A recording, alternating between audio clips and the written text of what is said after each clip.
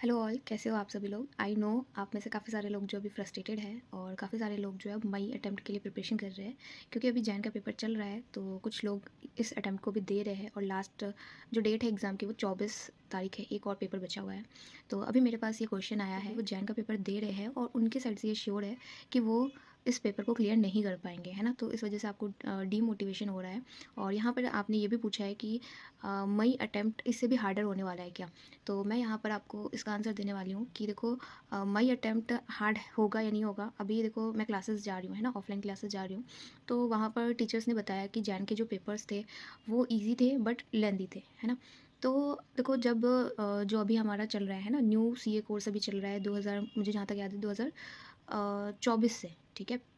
तो जब 2024 का जो जून अटेम्प्ट मई अटेम्प्ट हुआ था, ठीक है, तो मुझे याद है कि उससे पहले वाला जो अटेम्प्ट था, है ना, मतलब कि जनवरी के आसपास जो अटेम्प्ट हुआ था, तो उस वक्त जनवरी या फिर मई में, ठीक है, मुझे एग्जैक्टली याद नहीं है। लेकिन जो जून में जब न्यू कोर्स आया था, है ना, तो उस वक्त भी काफ़ी सारे लोगों ने ये बोला था कि इससे पहले वाले जो कोर्स थे उसमें ईजी था, है ना। उसमें मतलब उस पर फाउंडेशन लेवल पे इंटर के सिलेबस नहीं थे। तो देखो अभी का जो सिलेबस है उसमें फाउंडेशन लेवल पे कुछ कुछ चैप्टर जो है वो इंटर के ऐड हुए हैं, है ना, जो न्यू हमारा सिलेबस है अभी 2024 से।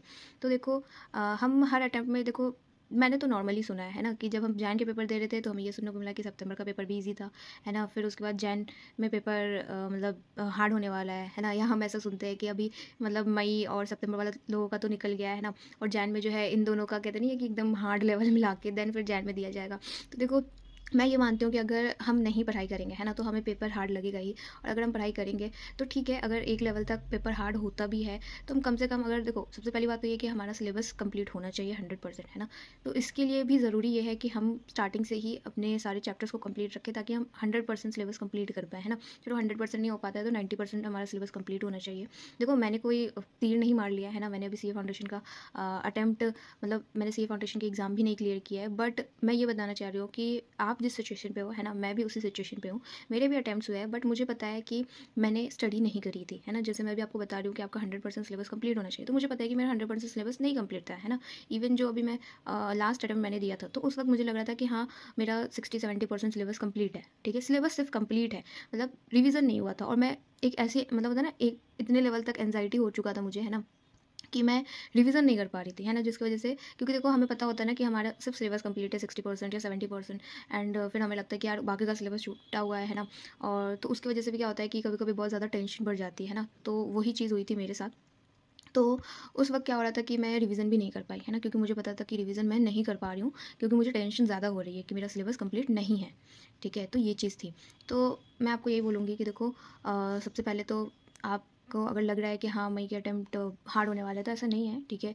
अभी की तरह ही अटैम्प्ट हमारा रहने वाला है, ठीक है। आप पढ़ाई करो, डेफिनेटली आप कर लोगे। और देखिए मैं आपसे एक चीज़ और बोलना चाहूँगी, वो ये कि देखो अगर आपके पहले अटैम्प्ट्स हुए थे, है ना, और उस वक्त आपने सिलेबस कंप्लीट करा था, मतलब 80% 70% सिलेबस कंप्लीट किया था, एंड देन फिर आपको मतलब आपने उतना किया था, रिवीजन भी किया था, बट फिर भी एग्ज़ाम के पेपर नहीं निकले, है ना। तो फिर आपको ये चेक करना चाहिए कि आपके कौन से सब्जेक्ट में रह गया। तो देखो मेरे साथ तो ऐसे केसेस नहीं हुए थे क्योंकि मैंने पढ़ाई अच्छे से नहीं की थी, ठीक है। तो मुझे पता है कि मैंने स्टडी ही नहीं करी तो मेरे पेपर भी नहीं निकले, है ना। बट आपको अगर ऐसा लगता है कि आपने स्टडी करी बट फिर भी नहीं निकला, तो फिर आपको ज़रूर चेक करना चाहिए कि आपके कौन से पेपर रह गए, है ना। और देखो अगर आपका मतलब 4 में से 2 पेपर निकल रहा है या 3 पेपर निकल रहा है ना, और 1 पेपर रह जा रहा है, तो देखो इट मीन्स कि आप उस चीज़ को कर सकते हो। बस थोड़ा-सा कहीं न कहीं कहते हैं ना, आप स्टक हो रहे हो, कहीं न कहीं कुछ दिक्कत आ रही है जिसकी वजह से आप नहीं कर पा रहे हो, तो आपको वही एक चीज़ ढूँढनी है कि किस वजह से नहीं हो पा रहा है। क्या आप लिख नहीं पा रहे हैं सब कुछ समझने के बाद भी, या फिर आप कॉन्सेप्ट नहीं समझ पा रहे? तो उस पे थोड़ा-सा फ़ोकस करिए और डेफ़िनेटली आपका निकल जाएगा। और मैं आपको ये बोलूँगी कि अगर आपके 2 पेपर 3 पेपर निकल रहे हैं ना, तो डेफ़िनेटली आप इस चीज़ के लिए बने हो, है ना। आपका मतलब कहते हैं ना कि आपसे हो रहा है, बस थोड़ा-सा और करना है, ठीक है। तो देखो डीमोटिवेट इसलिए नहीं होना है क्योंकि मैं भी सेम आपके ही स्टेज पे हूँ, ठीक है। या फिर ये बोल लो कि मैं आपसे भी अभी नीचे हूँ, कि हाँ मैंने मान के चलो कि आप स्टडी करके दे रहे थे बट मैंने स्टडी नहीं करी थी, है ना। तो मैं भी आप ही के सेम स्टेज पे हूँ, बट फिर भी मैं डीमोटिवेटेड नहीं हूँ, क्योंकि देखो अगर हम अब डीमोटिवेट हो जाएँगे, है ना, 1 महीना अब रिज़ल्ट हमें पता है कि मतलब हमारा पेपर अच्छे नहीं गया, है ना, और फिर हम डीमोटिवेशन, जब हमें पता है कि वो टाइम खराब हो चुका है, तो फिर देखो अब डीमोटिवेट होके हम अब अपना और भी टाइम ख़राब करेंगे, है ना।